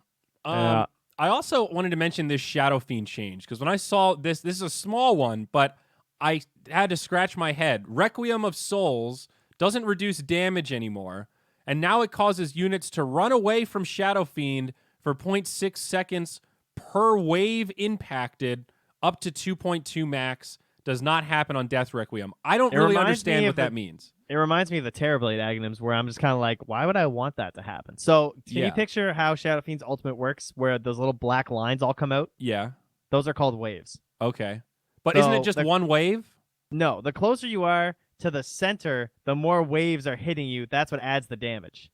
So in this case, they're more like lines than waves. I feel like line would have been a better term. Okay. So the closer you are to him when he ults, you're more likely to get the 2.2 max. The further away you are, the less likely you are, right? I see. So it's saying when you hit somebody with Requiem of Souls, they will run away for a duration between 0.6 seconds and 2.2 seconds, scaling based on how close they are to you. Right. Okay, so I'm even more confused now. To your first point, why the fuck would you want that? Hey, guys, I got this ult right next to them, and then they just run away from you. I guess that they're running in a straight line, so it's easy raises. The raises, I guess. Is that part of the logic? Like, I guess for the Terrorblade one, they just run away from you, and you're like, well, I don't have any other spells. With Shadowfiend, running in a straight line is advantageous, so 2.2 seconds is a pretty long time in terms of lining up raises, I suppose. I worry that if they're not slowed, you're like not going to be able to use it past like 25 minutes. Yeah. Like you're not going to be able to like raise. Like they're going to be just gone after you like raise once. And like, yeah, like everyone's right click so fast now. Shadowfiend would still use his ult because you wanted to reduce the attack. It's just a good team fight utility. Now, if you're a right clicking Shadowfiend, I don't even know if they exist anymore, but you don't really want your problem is people running away from you. That's sort of the flaw of the hero. I don't know. I would assume at normal speed. It doesn't say that they're slowed or anything on here, so I think most broken hero for me out of the patch that I've seen so far is probably Puck. I think Puck is going to be... Maybe this is just a combination of the hero's still so close to what we knew before, but literally just insanely buffed. So that makes it really easy to pick up and start showing how broken it is. Yeah. But to me, I feel like during the open qualifiers and during this major qualifier, Puck is going to be extremely popular. I had Puck in one of my games, and he fucking dumpstered. I don't know if it was a skill mismatch, but we won in like 25 minutes. He just went crazy. I think I'm finally going to learn Quick Cast, just looking at this hero. I mean, Quick Cast, I think if you're a core player, you should probably have it. As a support, I feel like I don't really need it for a lot of the heroes I play. But for this hero, like, this hero looks like it'd be so fucking fun with Quick Cast Dream Coil is just sick now. You get initial damage. I had to reread it. I was like, Dream Coil now has an initial damage, and I'm like, where did they reduce the snap damage? They didn't reduce the snap damage. Why does Snapped Coil do 600 damage at level 18? Yeah, and he also got an extra little cast range buff on his level 10 talent, and now he just goes through spell immunity with the damage. So Puck is like an anti-BKB hero even more now. Like it was with the Aghanims beforehand, but now it doesn't just have a stun that goes through, the damage also goes through. So fuck me. Yeah, indeed. Pudge seems really strong. Shout out to Pudge. I feel like a lot of Pudge players used to have to dismember the BKB guy just to control them, but then you wouldn't do any damage. Now it goes through. So now you're still doing your job and you're doing a bunch of damage to them. Yeah. Seems good. No, I had a game yesterday where we had a position 1 Pudge, and do not underestimate the power of the safe lane Pudge, dude. He scales crazy well. And at like 10 minutes, you're like, oh, we have a Pudge. Who's going to carry this game? Then you take a team fight and realize, oh, he's got 2,300 HP. Huh. It's kind of like the enemies can't really kill him. This is pretty good. I remain a little intimidated with Pudge right now. His new Aghanims reduces Dismember cooldown to 11. Pretty good. I think Razor seems insanely broken. I heard BSJ was talking about how broken he was. And then, because I woke up this morning at like 3 a.m. and Owen and Shiva were both had just woken up. So we played a game together, and Owen's like, oh, Brian keeps saying that Razor's broken. I don't know why. So we looked at it, and we were like, oh, that does look really broken, because now he just links people and just like attacks them. So we played this Razor game. Oh my fucking god. Owen had like 2 7-kill streaks. He was literally just running at them the entire game, playing completely brainless. Razor seems insane because everyone's just stacking camps right now, right, guys? Like, yeah, that's what we all want to do. Well, we all just want these crazy neutral items. So you just get these heroes like Razor or Leshrac who just run at neutral camps that your enemies are farming and kill them and then steal the camps. And it's like really good. Yeah. That's well, that's what's it's counter jungling is an interesting mechanic now because you don't have to get the last hit on the creep to get the item. Like someone else can kill the creep and you can just run in and snake the item. There's a couple times where someone's gotten the last hit and backed up, and I'm just standing nearby and they can't get to the item quickly enough because they're ranged and I'm melee. Yeah. So yeah, you just want to kind of be around and see if you can steal stuff. So what do you think meta-wise? Like, are we going to see dedicated junglers now? Is it value to pick some beefy bruiser offlaner that can kind of handle his own and then take a 4 in the jungle? No, because the first 5 minutes, there's no items, right? True. So very true. I think there is some value in being able to stack like on the minute mark. Like I think Shadow Demon is probably still gonna be really good because you can stack from really far away. You can just, like stay in the lane, or you can double stack very easily. So I like Shadow Demon. Plus he can clear stacks too, and he's a save. And actually I got all kinds of stuff about Shadow Demon. So Shadow Demon, guys, remember you can ult couriers. There's so many fucking couriers. It's a 60-second cooldown. Just ult a courier. It's just dead. It's so easy. But yeah, go practice your double stacking. But I'm not really that concerned about like full-time junglers. I don't think that's gonna happen. At least not yet. It might evolve there, but like come these qualifiers tomorrow, there's gonna be position 4 and position 5 players that just are not ready for that shit. Yeah. I just want to play Dota. Sometimes, like at some of the events that you and I have cast, we've watched teams like Secret, and in the group stage, when they're up against lesser opponents, you can see how efficiently they move around the map with, okay, we're going to give space to Yapsor now. He's the 4, but this is a 3-minute window where he's going to get all the last hits in lane, that kind of stuff. I could totally see those sort of efficiency strategies with mid-game junglers now. Like, you don't jungle at the beginning, and then at the 10-minute mark, or maybe whenever tier 2 kicks in, you have somebody rotate, okay, for the next 5 minutes, you're focused on the jungle. It's really about jungling at the breakpoints. You want to farm the jungle heavy as soon as the tier rolls over, get one of the items as quickly as possible, and then smoke up and go fight them before they have their item. Right, and then, either take an objective or take a team fight, whatever it is. So, not dedicated junglers. You need these every 10-minute junglers. And I'm not sure what hero that is, but some team is going to crack that code, and it is going to be magnificent to watch when we see it unfold. Yeah, Nick's talking about like SF right now, and I was playing earlier, and there's this SF who just like got bots super early, and he literally would just like farm camps and then constantly control the outposts. Like anyone who can rush bots early and it feels okay on the hero is very irritating to play with, because unless everyone's ready to TP, you can't really contest this guy who just like runs up to your outpost, because he's gonna know if you're TPing in there. Right. You know, it's pretty frustrating. Oh, also Nature's Prophet, like the outposts are just yours. It's because like you can't TP and steal them at like the 5-minute mark, right? Like every 5 minutes, because they're gonna be ready for that. But what you do is you just TP and steal them at like 2 minutes before the timer. And then if they want to try and contest you, then your team can TP in after. But all you have to do is spot like 1 or 2 people who have just rotated on the map, and you'd be like, oh, all right, well, this outpost is just free right now because I know they can't contest me. That's interesting. Yeehaw, guys. Wow. Yeehaw. What an exciting patch. It is exciting. Yes, condolences to all of the open qualifier teams out there. Condolences to our boy, because I know we both share love for this hero. Do you know which hero I think has been fucked beyond belief and is completely dead? Undying? Undying. You're so correct, my friend. I knew What the fuck do you do as an Undying right now? Nothing. So what do you do? Flesh Golem now. His ulti has a % effect, which means it's better with items, which means it's better when you're a core. He's a core that can't farm camps, core that can't farm waves.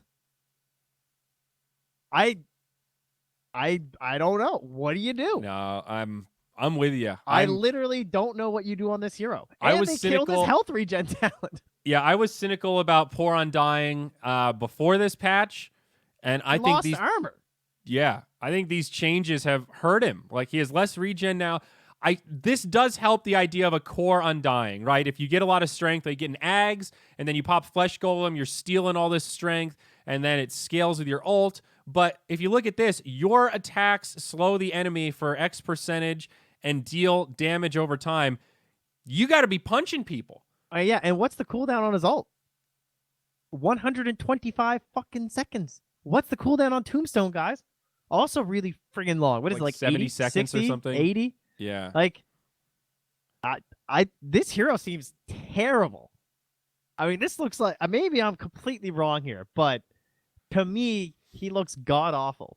Like, the worst part is that he can still do the Undying stuff where, like, you can kind of secure a lane, but they made him worse at that, too. Yeah. I mean, I hope I'm wrong. He was already like struggling to scale. I mean, I haven't seen him. I need to see him in some games, but no, based on the notes, I'm not optimistic. I felt like Flesh Golem was his one redeeming thing of like, okay, no matter how far behind I am, no matter how poverty position 6 I am, I can still pop my ult, run in there, and increase the damage of my fellow teammates. That's a big deal, right? I have an AoE slow. I just need to be there in the fight, and I'm doing things. Oh, now, God. Not really. You need to be in the fight and punch people. I kind of forgot that they took away they just gave him that percent decay, and now it's just gone too, right? I think so. I mean, unless there's something I'm missing here. And Soul Rip is even more mana intensive now. I don't know. Level 1 Soul Rip from 80 to 100 mana, as if Undying wasn't already having mana issues. Dude, Allometry, I hear you, dude. Pour one out for all the position 5, position 6 players like me. I really like playing position 6. It's over. Yeah. Now I have to, like, buy items. Can you imagine? Like, it wasn't art, man.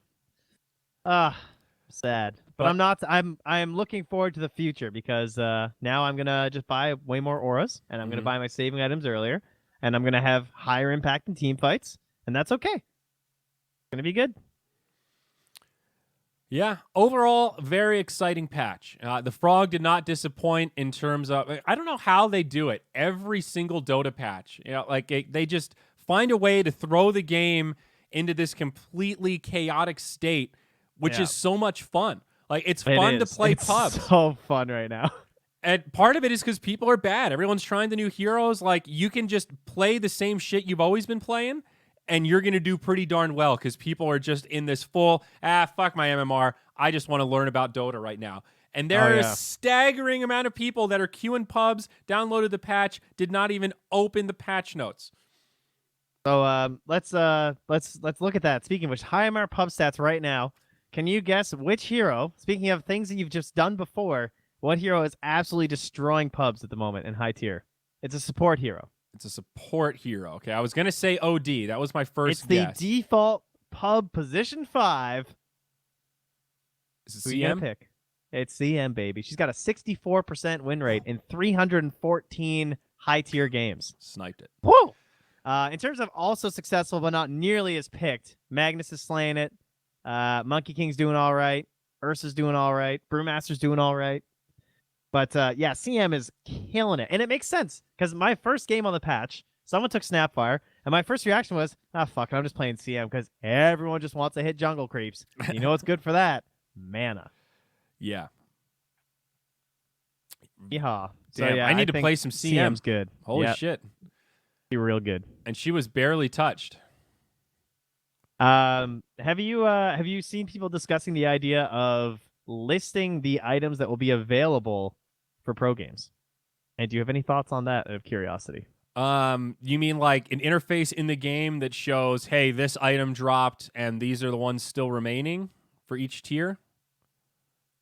Is that what you mean, or sorry, what? What do you mean by list? I guess like imagine, you know how you have the whole list. What if it said like this will be the first item that drops in the 5 to 10 minute mark, 5 to 15 minute mark, for example. So it's not random. For a pro game. So it wouldn't be random for a pro game. Like, it would auto generate a list before the draft. Do we like that? Do we just say fuck it? So it would still be random in the sense that which items get selected change game to game. That part's still a dice roll. but it's unified so both teams get the same items. I don't know if that's the perfect calibration, but I think something down that rabbit hole makes a lot of sense. To draw a parallel, right? Path of Exile. They did their first big race at the end of ExileCon with their 4 best racers that played in the qualifiers. They did a non-RNG'd map where they RNG'd a map and then gave all the players the exact same map so that it would be fair and like one person wouldn't just dice roll a dungeon that's a little bit longer or some really twisted path. Right, And makes sense. that was a slightly controversial decision, but it makes perfect sense because you want to try to eliminate out these variables to decide, okay, who has the best skill, not who got lucky. I think it's the right play. I think you need to do something to limit some of the RNG. Right now, I will die on this hill. It is too fucking random. This is not a good mechanic for a tier 1 esport that has millions of dollars on the line. So, yes, I agree. We need to do something to homogenize it. I don't know when the best time to reveal it is. Like, should it be random and then at 15 minutes there's some sort of notification like, hey, this item is now in the jungle or something? I kind of like that. Because I think you don't want to just give the players a list as soon as the draft is over. That's a little too one-dimensional. Yeah, I kind of like the idea of them just appearing on the side, kind of like the list. Like once you farm, every time you farm an item, like what if the next one showed up? And that was the order that they appear, and if it was the same for both teams, I don't know. Obviously, this is all like, I don't know. We have to see some games to like really make decisions. Yeah. But like instantly, that's kind of way that a lot of us start to think, I believe, because we all are used to we're all used to making fun of other esports for randomness. Let's be real. Yeah. That's how I feel, at least. I watch Hearthstone and I go, this is actually the dumbest thing I've ever seen in my life. And now I have a guy who has a chance to pick him an item that just, because some of them are pretty broken. Yeah. As we discussed earlier. So I don't know. It's hard because you don't want to just give the items to teams for being there, and you have to find some way to balance like the resource management of your time being in the jungle. And I don't know that you want it to be something so mechanical like the Slardar Bash, like, okay, on your 5th neutral camp, then you get the item. But normalizing it that way might make some sense. I still think the 1 in 10 dice roll is really stupid because if you get the item on your first neutral, it is a huge advantage compared to your enemy who gets it, let's say, on their 6th neutral. That is a big difference, right? That could be minutes of gameplay that lapse. Every minute you have the item that your enemy doesn't gives you a distinct advantage in the lane or ability to farm creeps faster or whatever else. 1 in 10 is just not the way to do it, in my humble opinion. But all right, guys, what if you have to control an outpost to get neutral items? Whoa. Ooh, that might be too much win more. Combining new shit. That might be too win more. You get ahead and you just start getting these items out of the jungle and the enemy's just like, I can't do anything, man. We lost our side lanes. We lost our outposts. No. Now they've got all these cool items they didn't even have to buy. Fuck this. I don't know. Crazy times. That's part of the fun about these patches is it feels almost impossible to predict, and that's what makes me want to fucking queue up a pub right now, dog. Yep. Yeah. Right now. So before we wrap this up, I have to admit, Alliance with the very accurate flame right there. At what pace do you kill neutrals that minutes go by between 6 of them? Well, I mean, you don't want to run across the map necessarily. You clear out the ones near your lane. I don't think you just want to ditch the lane and say, I'm all in on jungle creeps. I'm thinking about jungling with some semblance of efficiency. Well, I mean, your whole team is killing them, right? That's true. Okay, you're right. I forgot that you can pass the items around. So, yeah, if your whole team can kill them, you just pass them around. Fair enough. What is the 10% based on, guys? It is per creep, right? I saw some people saying camp earlier, but it should be per creep. I feel like it's per creep, but I guess I don't actually know. It doesn't make any sense for it to be camp. But I saw people putting that, and it doesn't say that in the notes. Well, the way I was just describing it, that made it sound like I was talking about creep camps, not individual creeps. So you're right. You can kill 6 creeps pretty quick. In my head, I was thinking 6 camps. Yeah, I got you. It's okay. No, but that's a good call because it's a big difference. And it's got to be per individual creep, or else that shit's really, really busted. Yeah. But I don't know. I haven't gotten 2 drops from 1 creep camp, so that's the only way to verify it 100%, right? I guess so. I'm pretty sure I saw that happen earlier, actually. So, well, it should be it's possible. very unlikely, but it can happen. Yes, that would be my understanding. Well, that's what testing is for, folks. Trent, we got to talk about Team Nigma. Oh, yeah, I forgot. Is this how we're going to close this one out? I think so. I mean, we've been I like rambling it. for an hour and a half already, so probably want to close it before too long. Quite possibly. Like, I just.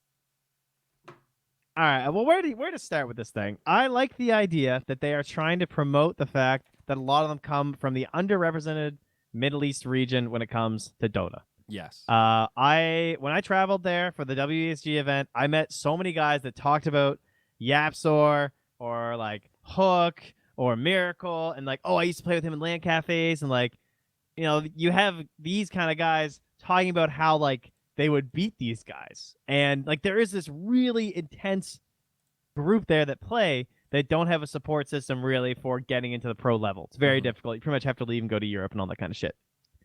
So I love the idea that they tried to make a team name that incorporates that. Right. But like, come on. I just don't get it. How'd that get by? Well, so this is basically like OG, right? This is a player run and owned org. But I mean, they plan, if I'm not mistaken, they plan on getting other games involved as well.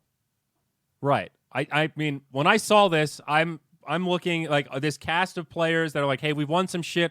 We've got some money in the bank. Team Secret is slaying it as just a general esports team. They started as a Dota player-owned org. OG is now doing Counter-Strike Go, and they're expanding into other games. I think some of these Tier 1 players are going, fuck, we shouldn't have been all in on Dota. We could be Team Secret right now. Why didn't we do that? That was my first thought when I saw this. But yeah, I would imagine that's part of the reason, bud. There's not a big support structure. It's not like EG where they've got these waves of employees that are doing quality control and writing and creative development.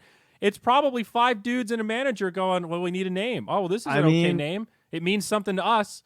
And you look at it from your perspective. Remember the DC team announcement? Remember that Suns fan joke gone bad? I feel like this is a similar piece on that spectrum. You know, you think it's going to, in your head, you think it's all funny. You think it's all great. You didn't beta test it with anybody out there. And you just go for it. You're just all in.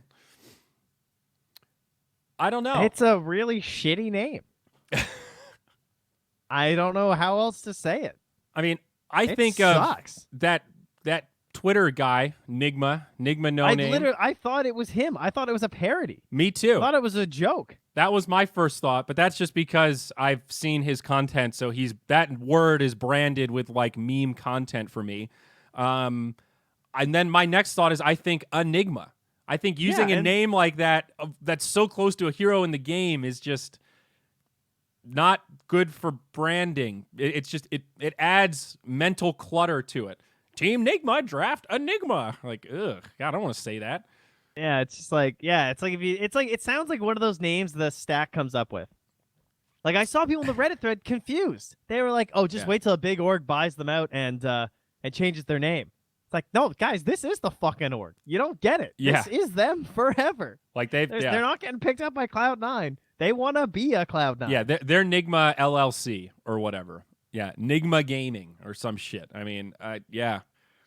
And it's not even, I mean, obviously the main issue, if you, for some reason you seem to have an issue or some understanding of why it's a problem, is that it's just going to get memed. And I get it. They had good intentions, but like part of your branding and what sponsors want is you just to play some Dota and not have annoying and ugly strings attached. And unfortunately, as much as you want to do some cool thing related to a star, you suddenly have ugly and annoying strings attached to every single social media post you're ever going to make.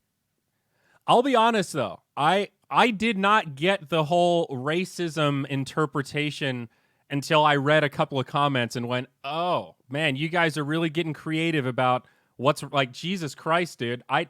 Some people saying that they did this on purpose are fucking morons. It literally didn't occur to me. I should be like, oh, there's going to be a lot of issues with this name. I'm like, what? Just because it's shitty? Like, who cares? And then I saw people using the inappropriate word, and I went, oh, that's a stretch. I think that one is, you take that out of the equation, I still think it's a god-awful name. You add that in and you go, exactly. Oh, yeah, this probably isn't the clout you want surrounding your name. It's kind of like the OK symbol. Is it actually offensive? I don't know. It's probably better to just like take a step back and not totally embrace it. You know, like, is that the hill you want to die on? Is that the clout you want around your brand? I'm going to go with probably not.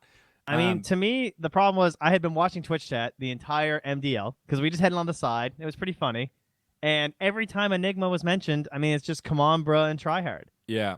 And like, if they can't even get past that with the fucking hero, like, I'm surprised. I mean, Bulldog, big Nigma fan here. Jesus Christ, that guy is the fucking lowest dredger of the fucking low dredge. Bulldog, like. Stop fucking encouraging your shitty ass viewers with that dumbass bullshit. Like the way that I remember when he played Sea of Thieves and he took out the banana to fucking bait his chat to do tryhard and shit. Like he's so fucking tone deaf. Yeah. Oh, Jesus Christ, Bulldog. I know what you're saying. He's so stupid. But alas, I mean, I've hung out with Henrik, but for the love of God, dude, you don't need to encourage it. Like Christ.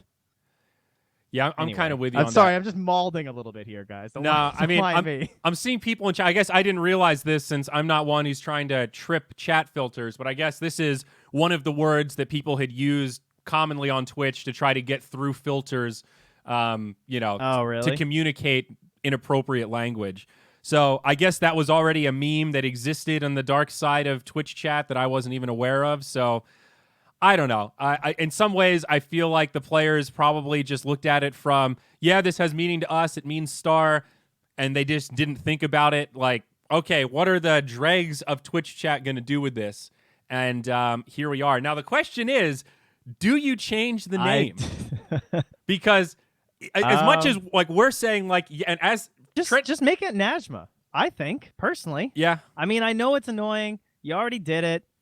It sucks. People are still going to do that shit, but I personally would just make it Najma. I don't know. I think that's a cooler name. It's more unique. It'll make people go, what the fuck is that? And then when you say, well, this is our story behind it, this is the meaning, people will go, oh, well, that's pretty cool. You know, like those names, like when you have that little story, it adds value to it. Within a year, most of the chat shit will run off. But if you leave it as this, it's just going to be around forever. It's scary, though, because you're kind of admitting, like, God, it's scary to admit that the trolls and the negative people have won. You know, that old, the day 9 strat, ignore the haters and just respond to the positive and neutral people, and it just over time de-incentivizes the haters. Good luck with that with your Coke sponsorship. It's a great strat a lot of the time, but, oh, God, I don't think it works when it comes here. to team branding. Yeah, I don't know. I think you could keep the logo. Just change the name. Yeah.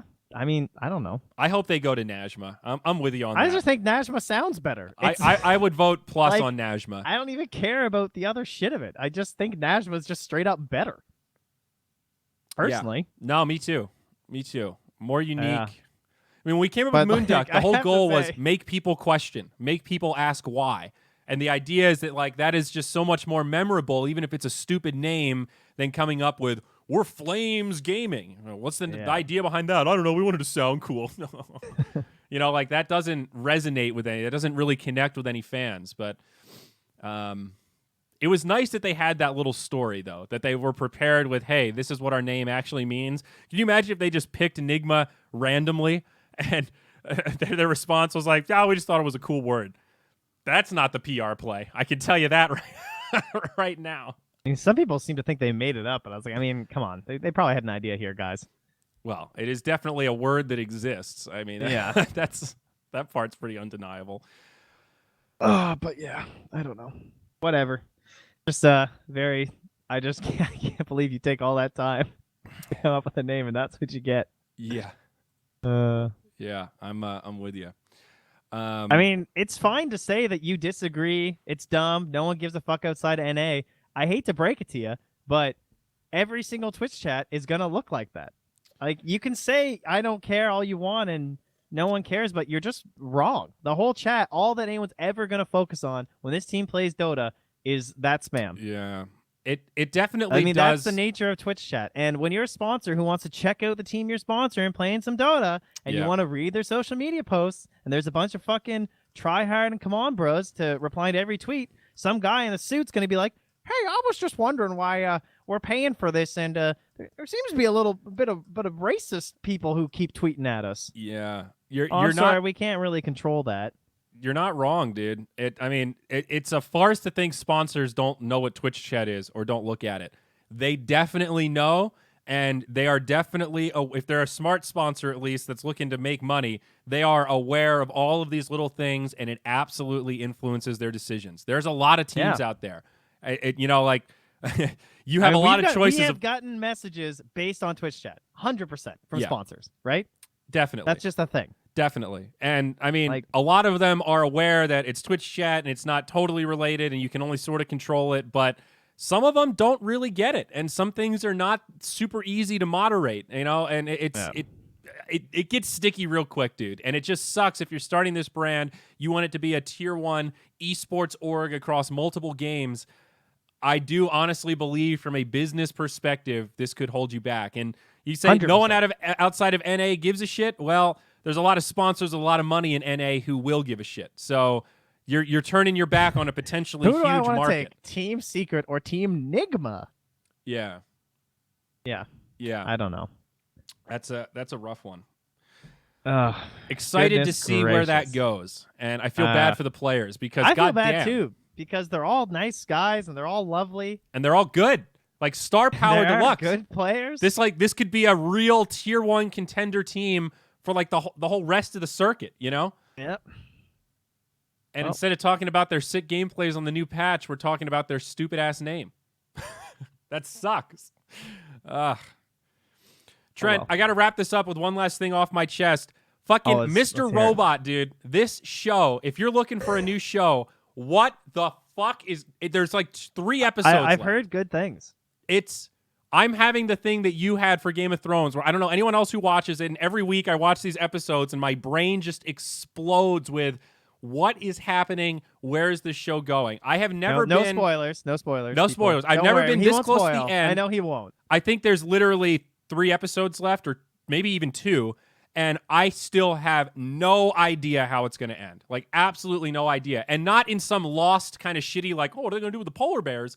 But just like, this story could go in 100 different ways. The fan theories are beyond insane. The subreddit is popping.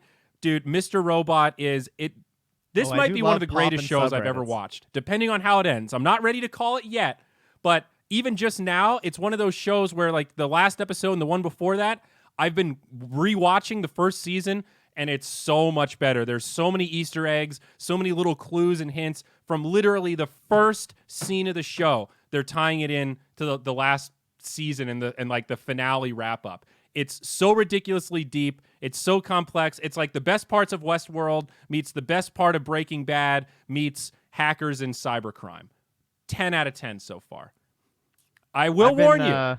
It is the darkest fucking show I've ever seen. I've never seen a show with more suicides. I've never seen a show with more brutal murder, and it's not that graphic. There isn't like, it's not like Saw or some shit, but the psychological terror is 10 out of 10. Like, their ways of manipulating people, controlling people, a lot of blackmail, and just, it's fucking dark. You want to really see the darkest side of super smart people? Fucking Christ, dude. I'm afraid of computer hackers now. What in the world? Highly recommend. All right. I'm interested. I've also heard good things about The Expanse that people are recommending too. Yes, I do like sci-fi a lot. That is on my list. I haven't started watching it yet, but I need to check it out. I was rewatching Veep while I was flying. Plus, there was HBO in the hotel. God, Veep, that show, it just kills me. I don't know what it is. I find Veep to be absolutely hilarious. That is awesome. I love what's her name? Julia Louis-Dreyfus. She's me too. I mean, she's the main reason I started watching because I've been grinding so much Seinfeld. Yeah. And then I was just like, I've never seen Veep. And then I watched it, I was like, oh God, this is just so funny. I have completely come to terms with the fact that Elaine is the character that carried Seinfeld. Like, that show would have sucked 100% without her and that character specifically. Like, and whoever wrote, I don't know who the fuck wrote her. I think she had a hand in it, dude. I know she had a big hand in developing the character and not being just another, like, female +1 that was so popular in those 90s sitcoms. She wanted to be like a strong woman that was like one of the dudes that would sleep around and like actually Jerry's best friend who happened to be a female rather than Jerry's ex-girlfriend or whatever. Yeah. And she pushed for that dynamic. She said that she was going to turn it down if they didn't change the way the script was written. Pretty badass. God, I watch so much Seinfeld still. Oh, it's so good. Yeah. Fucking Larry David and Seinfeld, right, dude? Do you know like George and Elaine don't get like any money from those reruns because they're just actors. They're I've not heard writers. that. Yeah. I've heard it's fucked. That's why Seinfeld's so rich. Got him. Got him. Oh, well, that was good. That was Thanks, fun, guys. That was fun. Yeah. I'm looking forward to just playing more Dota. I'm not gonna lie. I'm just gonna play Spitfire, and if she's picked by the other support first, then I'll just pick or Snapfire rather, and then I'll just pick Crystal Maiden. Snapfire has a 32% win rate, by the way. Yikes! In high tier pubs. Ooh, that's way lower than I would have thought. I mean, it kind of makes sense for her. I think she is not as instantly playable as Void Spirit. I mean, I would kind of agree, but I would have guessed Buff the cookie. I would have guessed 45%, dude. 36 is like abysmal. That's like garbage territory. She's harder to work in. Plus, her ulti isn't like instantly good. Like the first time you use it, you don't just know what it's gonna do. You have to like get used to the range and shit. She'll get better. True, very true. Okay, Yeah. I'll give you that one. But yeah, buff the cookie, please. All right, gang. Well, a nice long podcast. Thank you so much for joining us. For those of you in America, enjoy American Thanksgiving tomorrow. Pig out. Be safe. Don't drink and drive. It's dangerous out there. We'll do another podcast at some point in the future. Go play some Dota and enjoy. I'm going to stream over on my channel right after this. I'm going to talk about ExileCon in a little more detail. I've got some stuff to show off, some goodies. Hype. And I'm going to show the interview with Chris Wilson as well as the montage video. So stick around for those. And you can find this podcast, as always, at Zyori.tv on the YouTube, or the Moonduck YouTube, rather, and on the social media. So we'll see you next time. Bye-bye, Bye, friends. everybody. Thank you.